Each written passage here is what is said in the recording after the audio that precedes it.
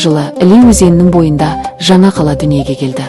Бұрынғы Новоилиск, кейін Қапшағай аталған бұл елді мекен Қапшағай ГЭСінің құрылысы үшін салынды. Ескі Іле ауылы су астында қалды, ал оның тұрғындары жаңа қалаға көшті. 1969 жылы 20 маусымда Дінмұхамед Қонаевтың өзі алғашқы бетонды қиып, қаланың іргетасын қалады.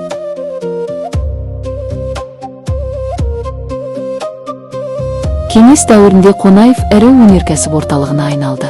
Фарфор зауыты, темір бетон, жоғары дәлдіктегі қол жабдықтар зауыты, нан зауыты, балық өңдеу комбинаты жұмыс істеді. Қала энергетика мен өндірістің символы болды. Тәуелсіздік жылдарында қала өз бет бейнесін өзгертті. 2007 жылдан бастап Қазақстанның ойын бизнесінің астанасы болды.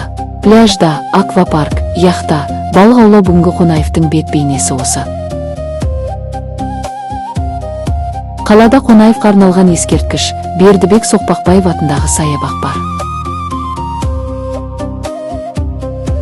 Маңайында тамға тас петроглифтері, Алтын Емел ұлттық паркі, көшпенділер қасы сияқты ғажайыптар жатыр. 2022 жыл қала тарихында жаңа алтын дәуірдің бастауы болды.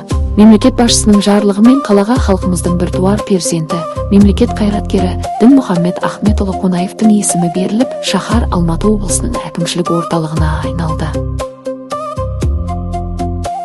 Бұл тек атаудың өзгеруі емес, бұл қала мәртебесінің биіктеуі, мемлекеттік жауапкершілік пен жаңа үміттердің оянуы.